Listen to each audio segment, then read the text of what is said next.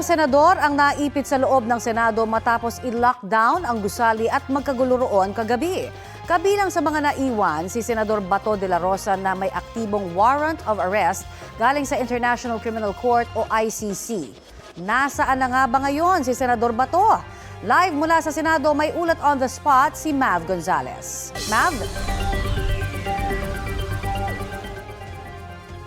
Connie, meron na tayong kumpirmasyon mula sa isang senador na nakausap ng GMA News na base daw sa ibinigay sa kanyang impormasyon ng isang miyembro ng Senate Secretariat ay wala na dito sa Senado si Senador Bato de la Rosa. Nakaalis daw ito mga bandang 2:30 ng madaling araw at ngayon ay nag-iintay pa tayo ng opisyal na pahayag galing din sa kampo ni de la Rosa. Pero kanina nakita rin natin dito yung mga abogado niya na sina Attorney Israelito Torion, pati na rin si Attorney Jimmy Bondoc. At ang sabi nila ay nandito sa Senado si De La Rosa. Kanina to mga bandang 9:00 ng umaga. Pero kanina din ay sinubukan namin na umakyat doon sa opisina ni De La Rosa dito sa Senado. Pero pinigilan kami ng Office of the Senate Sergeant at Arms dahil wala pa raw instruction sa kanila kung pwede nang umakyat ang media doon. Sa ngayon din ay hinihinga natin ng pahayag si Senate President Alan Peter Cayetano at si Senador Robin Padilla dahil merong impormasyon na nakarating sa atin na umalis daw si Senador Bato kaninang madaling araw kasama si Senador Robin Padilla gamit ang sasakyan ni Padilla. Wala pa itong opisyal na kumpirmasyon, Connie. Ang nakuha lang natin na kumpirmasyon ay yung nakaalis na nga itong si De La Rosa.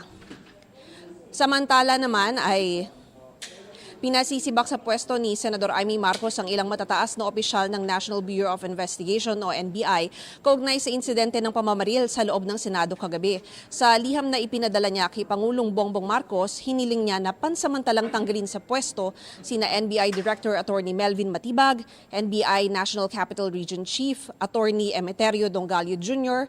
at NBI Organized and Transnational Crime Division Chief Attorney Jerome Bomediano. Ayon kay Senadora Marcos, mahalagang maisagawa ang isang buo, malaya at walang kinikilingang investigasyon kaugnay ng insidente. Sinusubukan pa namin kunan ng komento ang mga opisyal ng NBI. Sa ngayon, Connie, ako nakikita ninyo nakakordon pa rin sa likod ko. Itong area na ito yung Paliko. Yan po yung lugar kung saan nagkaroon nga ng putukan kagabi. Hindi pa rin natin nakikita na personal kung ano yung itsura nito pero base dun sa mga larawan at video na ipinost ni Attorney Torion kagabi ay merong mga basag-basag na salamin na merong mga tama ng bala. Connie? Yes, Mav. Business as usual na ba ngayon dyan sa Senado matapos itong putukang nangyari kagabi?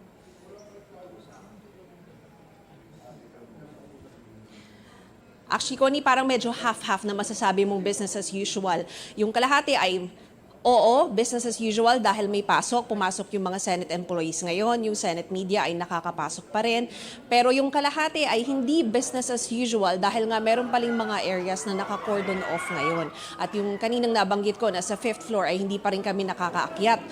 Sa ngayon, ang inaasahan lang natin na event dito sa Senado, walang committee hearings kasi, ay meron lang isang luncheon si Senate President Alan Peter Cayetano dito sa isa sa mga committee rooms. Kaya inaantay din natin na dumating siya para makausap natin at makahingi rin tayo ng kumpirmasyon tungkol nga dito sa paglabas ni Senator De La Rosa mula sa Senate building, Connie. And as we speak, Mav, dahil nga nabanggit mo na kinukunan nyo pa rin ng pahayag sana, no, itong tanggapan ni Senador Robin Padilla, wala pa rin sa ngayon na nagbibigay ng pahayag on their side because sabi mo nga, may mga bali-balita na maaaring magkasama si Senador Bato de la Rosa at si Senador Robin Padilla.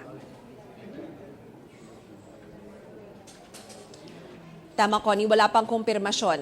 Nag-reach out na tayo sa opisina pareho ni De La Rosa, pati na rin ni Padilla, pero wala pang sumasagot sa atin ngayon maski staff nila.